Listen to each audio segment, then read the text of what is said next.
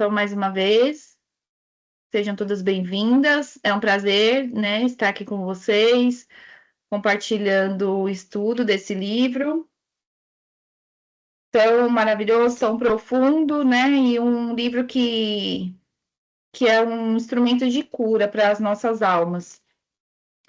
Nós estamos já no capítulo 6, estamos praticamente já encerrando esse livro. E o título dele é Rejeição e Perfeição. Então, na semana passada e na semana anterior, nós aprendemos um pouquinho, né, sobre como as pessoas que têm a ferida da rejeição, como elas acabam construindo muros, né, usando algum artifício para se proteger, a fim de não sofrer mais, de não ser ferida novamente, de não ser rejeitada. E aí, aqui, nós vamos aprender sobre a perfeição, né? Esse capítulo vai falar sobre como as pessoas, às vezes, usam a perfeição como um modo de defesa, de se defender, de se proteger, como se fosse uma armadura, né? Para se proteger da perfeição. Então, ela vai dizer assim, ó. Ao lidar com pessoas, você deve lembrar-se de que é impossível que elas ajam sempre de maneira perfeita. É impossível, não importa quão maravilhosas elas sejam, nunca cometer erros ou dizer a coisa errada na hora errada. Contudo, uma das coisas que causam problemas nos relacionamentos é a expectativa irrealista de perfeição, né? Então, essa é a causa de muitos problemas, de muitos conflitos em relacionamento, seja no casamento, seja às vezes em amizades, né? Ou entre mãe e filhos. Porque às vezes a gente tem essa expectativa de que as pessoas não falem, de que as pessoas não cometam nenhum erro, que as pessoas, por exemplo, não pisem na bola com a gente. Mas isso é uma coisa inevitável, né? Porque nós não somos perfeitos, ninguém é perfeito. Então, por mais que a gente não queira cometer erros, mas tem momentos que a gente comete, né? Tem momentos que a gente acaba escorregando e acaba falhando. E isso é comum do ser humano. Aí ela diz assim: ó, nós humanos temos uma tendência de tentar mudar os outros. Tentamos treiná-los de forma que eles nunca nos machuquem. Buscamos viver num estilo de vida tipo incubadora, no qual ninguém pode nos tocar ou abalar. Muitas pessoas gastam grande parte de sua vida declarando: eu não serei ferido. Elas vão ao extremo para se proteger da rejeição, vivendo numa solidão terrível, porque se retraem e se recusam a envolver-se com pessoas. Existem algumas que se envolvem até certo ponto. E quando o relacionamento começa a tornar-se mais íntimo, também se retrai e evitam um envolvimento maior. Ao se protegerem de um tipo de dor, essas pessoas criam um tipo de sofrimento. A solidão é dolorosa. É doloroso ver pessoas interagindo com outras e vivendo bons relacionamentos enquanto você permanece o tempo todo sozinha. Se você é uma dessas pessoas, creio que esse livro a ajudará. Creio que há uma unção específica nesse ensino para trazer liberdade àqueles que têm sofrido pela dor da rejeição, né? Então, esse primeiro capítulo aqui fala essa questão, né? Que muitas pessoas que foram rejeitadas, elas desenvolvem, né, o perfeccionismo como uma forma de armadura, de se proteger. E como eu estava falando no início, né, às vezes a gente tem essa expectativa, né, de que as pessoas sejam perfeitas e a gente acaba se frustrando, né, porque todo mundo erra. Então, a gente precisa ser mais compreensivo, né, com as pessoas, com a gente mesmo e com os outros, porque ninguém é perfeito. Ela falou um pouquinho sobre a gente tentar buscar um estilo de vida como uma incubadora, né? Às vezes a gente quer mudar o outro, a gente quer mudar o nosso filho, quer fazer nosso filho ser perfeito, Às vezes a gente quer fazer o nosso esposo ser perfeito, a gente quer que as pessoas sejam perfeitas, né? E é como se colocasse alguém lá naquela incubadora para proteger ela, para ela não errar, né? Não falhar.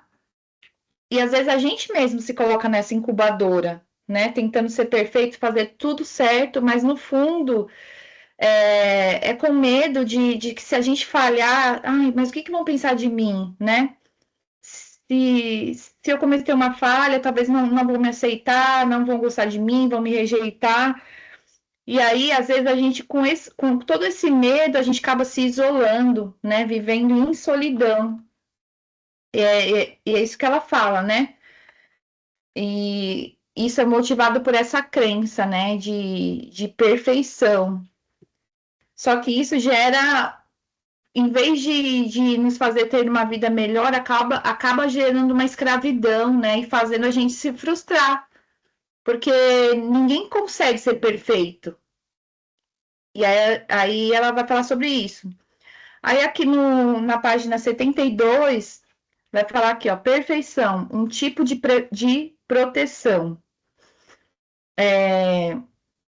No último capítulo, discutimos várias formas de como uma pessoa rejeitada tenta se proteger de uma dor emocional maior. Aprendemos que um desses padrões de proteção contra a rejeição é comprar proteção. Nesse capítulo, vamos aprender como as pessoas tentam comprar a proteção contra a rejeição por meio do seu próprio perfeccionismo. E o que é perfeccionismo? É dizer, vou impedi-lo de me rejeitar, serei perfeito. Então você nunca será capaz de encontrar algo errado em mim.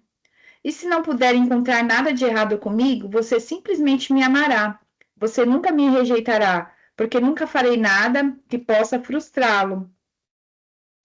E aí ela vai explicar, né, nessa parte aqui, que esse perfeccionismo é como se fosse uma crença, né? Como se a pessoa agisse num modo mais ou menos assim, pensando assim: se eu for perfeita, ninguém vai ter motivo para me rejeitar.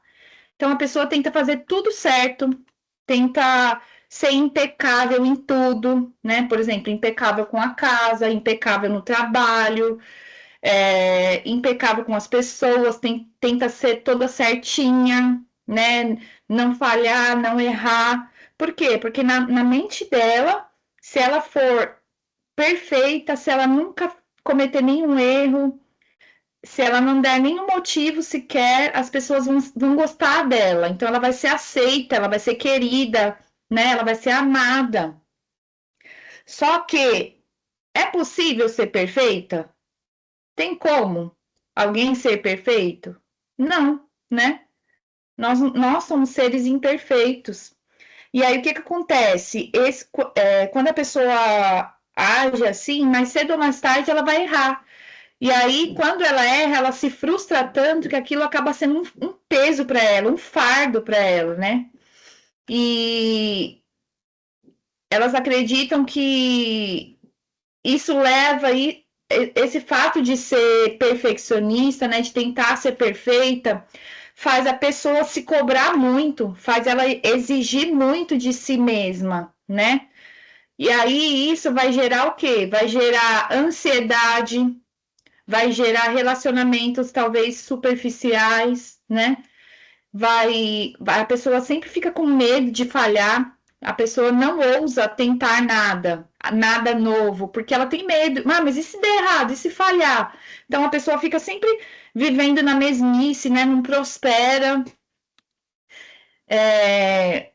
E aí, nesse capítulo aqui, a autora vai começar a fazer uma comparação, né? Porque a Bíblia também fala que nós devemos ser perfeitos, nós devemos buscar a perfeição, né? Mas que tipo de perfeição é essa que a Bíblia vai nos dizer? Então, esse capítulo vai falar um pouquinho disso. Então, aí na página 73, né? Dois caminhos para a perfeição. Deus tem mostrado que há dois caminhos para a perfeição: o caminho legal e o caminho ilegal. Então, O que é esse caminho ilegal, né? Aí a Joyce vai falar que é a perfeição segundo o padrão do mundo. E que perfeição é essa? Essa é exatamente o que nós estamos falando, né? Não ter falhas, é uma pessoa que não tem falhas, é uma pessoa que nunca erra, é uma coisa que é perfeita, que não tem erro, que ninguém tem nada que falar, né? Só que a perfeição que a Bíblia fala, a perfeição que a Bíblia, aqui está, né, em Filipenses. Peraí, deixa eu ver aqui. Acho que é em Filipenses, capítulo 3, versículo 14, né? Que Paulo diz que prosseguimos para conquistar o prêmio, para o qual Deus, em Jesus Cristo, nos está chamando para alcançar. Então, qual que é essa perfeição que a Bíblia diz, né? Que nós devemos buscar a perfeição. É o que? Significa nós buscarmos ser mais parecidos com Jesus, né? Significa nós buscar ser mais maduros, buscar o amadurecimento, buscar o crescimento espiritual, mas com o coração sincero diante de Deus. Porque Deus, ele sabe que nós não somos perfeitos, que nós somos falhos, mas ele ama ver que nós estamos tentando, que nós estamos buscando fazer o certo, que nós estamos buscando agradá-lo, né? Então, essa é a diferença. Esses são os dois caminhos para a perfeição. A perfeição de acordo com os padrões do mundo, que é a ausência de erros, você não pode errar, e a perfeição que a Bíblia fala é essa, de nós tentar, de nós, né, buscarmos a cada dia sermos melhores, né, seguirmos o exemplo de Jesus. Aí na página 74, diz assim, ó, lá em cima. Essa coisa chamada perfeição tem alguns aspectos interessantes. De um lado, a Bíblia nos ordena sermos perfeitos. Então, ela nos diz que não podemos ser perfeitos em nossas próprias obras. E aí, a Joyce vai falar que isso sempre frustrava ela. Aí ela fala assim, ó, eu dizia, Senhor, por que o Senhor me diz para eu fazer algo numa página e em outra diz que não conseguirei fazê-lo, né? Eu ainda não tinha chegado a compreender que Jesus, o perfeito, está sentado à direita do Pai constantemente intercedendo por mim.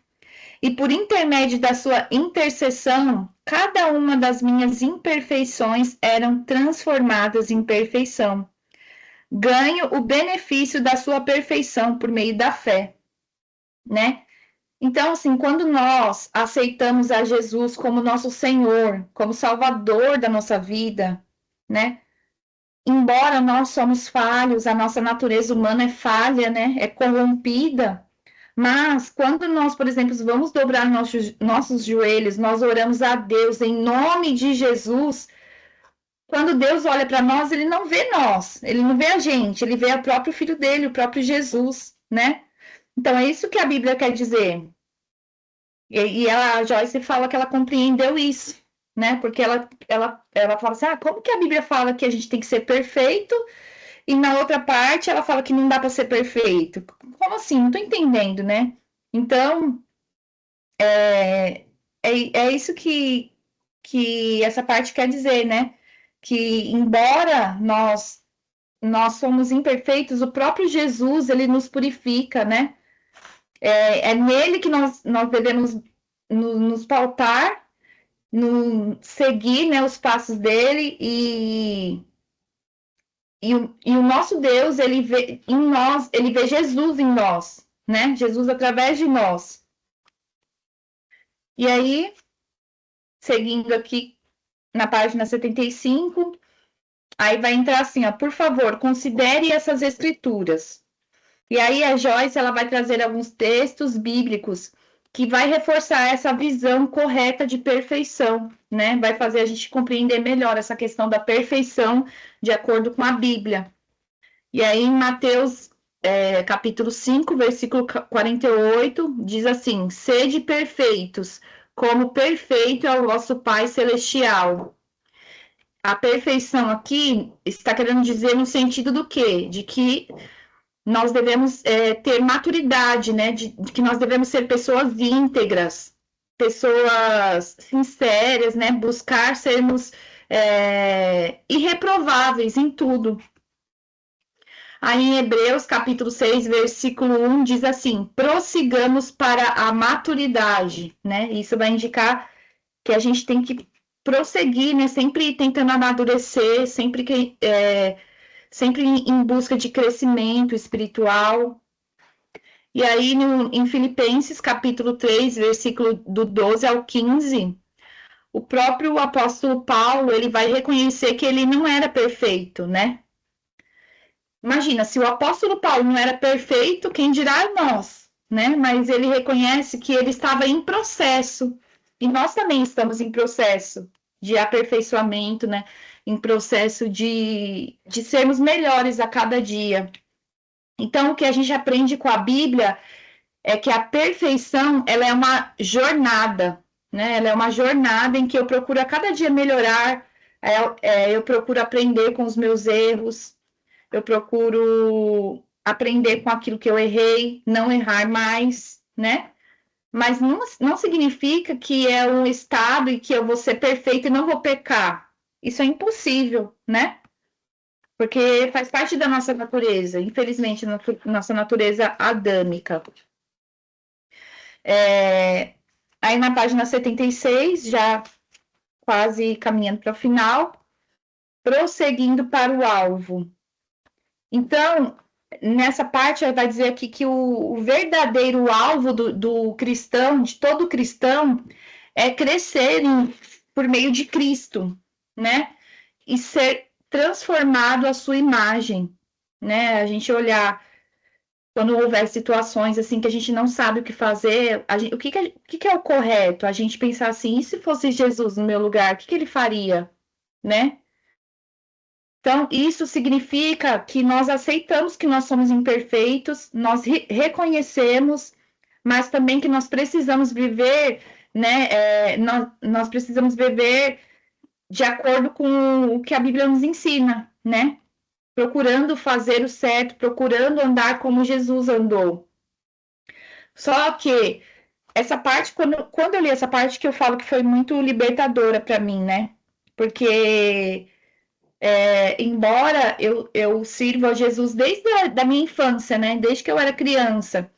E quando às vezes eu fazia alguma coisa de errado, assim, quando eu falhava em algo, às vezes por palavras, por atitudes mesmo, eu achava assim, meu Deus, Deus não vai escutar minha oração, né? Então, assim, todo dia a gente falha, todo dia a gente erra de alguma forma. Então, eu achava que eu sempre estava distante de Deus.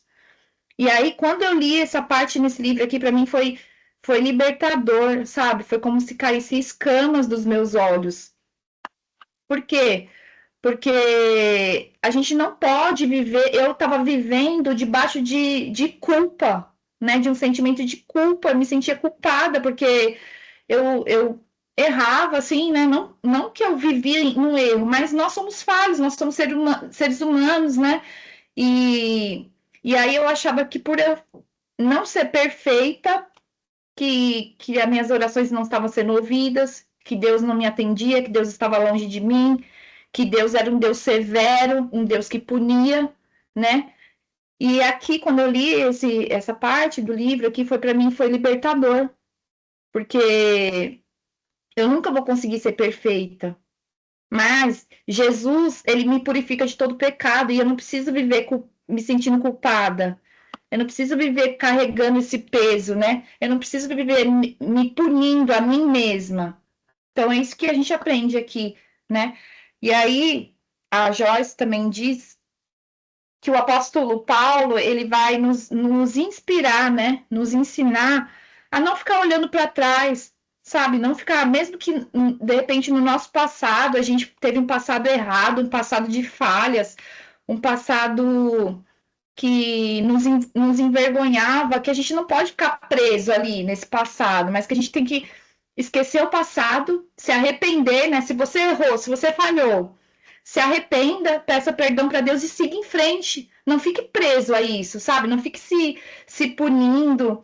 e se prendendo, porque isso é coisa do inimigo, né? Ele que assopra na nossa mente. A Bíblia diz que o inimigo, ele é o quê? Acusador, né? Então, às vezes, ele vem querer soprar nos nossos ouvidos, nos acusar das nossas falhas, dos nossos pecados. Mas se nós verdadeiramente no nosso coração já se arrependemos, já nos arrependemos, né? Já pedimos perdão. Então, é olhar para frente, é prosseguir, é avançar, né? E prosseguir e amadurecer e aprender com isso, com esses erros. E cadê? Agora aqui na página 78, tomando uma decisão. E aí nesse tópico, né, a Joyce vai encerrar o capítulo dizendo que cada pessoa precisa fazer uma escolha. Cada pessoa precisa ter uma decisão, né? Precisa decidir se vai viver presa nessa escravidão aí de perfeccionismo, de tentando ser perfeita para agradar os outros, ou se você vai escolher viver livre, né? Viver livre em Cristo, se sujeitando a Ele, aceitando a graça dele, né? Essa misericórdia que Ele nos oferece todo dia, porque Ele já pagou o preço por todos os nossos pecados lá na cruz. Nele, por isso que a Bíblia fala que Jesus é nosso Salvador, né? Nosso Senhor e nosso Salvador. Quando nós aceitamos Ele, quando nós cremos nisso, nós não precisamos ficar presos a esse sentimento de culpa, de falha, de erro, não. Porque nós vamos falhar, sim, é diferente. Não estou falando que a gente tem que viver errando, viver fazendo coisa errada, não estou falando isso. Mas eu estou falando que às vezes que vai acontecer, nós vamos falhar, nós vamos errar, né? Mas Deus, nosso Pai é um Pai misericordioso, um Pai que nos perdoa, que nos ama, né? E se a gente se arrepende de verdade, se a gente confessa e se a gente deixa, isso é passado, né? Isso foi apagado. Nós não precisamos mais viver presos a esse erro, né? Então, ela encerra esse capítulo dizendo que a rejeição ela só é vencida quando nós deixamos de viver sempre buscando a aceitação das pessoas. A rejeição ela é vencida quando nós deixamos de viver em busca da aceitação das pessoas, né? E nós precisamos dizer parar com isso, né? Parar de querer viver agradando as pessoas, de querer ser imperfeita para as pessoas nos amarem, né? Nós precisamos tomar a decisão de viver e descansar no amor de Deus, ter uma mente tranquila, uma mente em paz, né? Esse é o verdadeiro caminho para a liberdade, para a paz dentro do coração. Então, para resumir, né, esse capítulo, nós aprendemos aqui que o perfeccionismo ele é uma falsa proteção contra a rejeição, né? E que a verdadeira proteção é crescer espiritualmente, né? Crescer em maturidade com Cristo e prosseguir nesse processo e viver seguro no amor de Deus, né? Tendo a certeza que Ele cuida de nós, que Ele nos ama, que Ele nos protege, né? E que Ele perdoa os nossos pecados e as nossas falhas. Amém? Amém. Alguém quer falar alguma coisa? Quer fazer alguma pergunta? Quer falar algo que chamou sua atenção? Quer complementar alguma coisa que de repente eu esqueci de falar?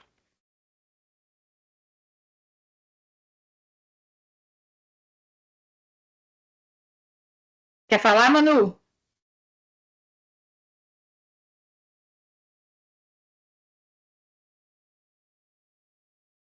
Então, a gente já vai encerrar, né? Agradeço a presença de todas vocês. Para mim é sempre bom estar aqui, né? Sempre bom compartilhar esse momento juntas. E o aprendizado, ele se solidifica quando a gente compartilha, né? Então, por isso que eu falo para vocês, eu sempre gosto de dar essa oportunidade, né, para falar, embora eu perceba que vocês ainda estão um pouquinho com vergonha, né, um pouquinho tímidas, mas a gente não está aqui para julgar ninguém, nós estamos aqui para aprender, né, umas com as outras. E eu gosto sempre de dar oportunidade, porque eu acho que isso faz com que a gente absorva mais o conhecimento, né? Mas, já que vocês não querem, então vamos encerrando já, né? Agradeço a presença de todas e desejo que nós tenhamos uma semana abençoada, uma semana de vitórias, de milagres, uma semana de livramento, né? E com a permissão de Deus, na próxima segunda-feira nós estaremos aqui com o capítulo 7, estudando o capítulo 7. E o título é Perfeitos pela Fé. Amém? Então, Deus abençoe a cada uma. Fiquem com Deus. Uma semana abençoada. Amém. Deus abençoe a todas. Amém. Boa noite. Amém. Deus abençoe. Um abraço para todas.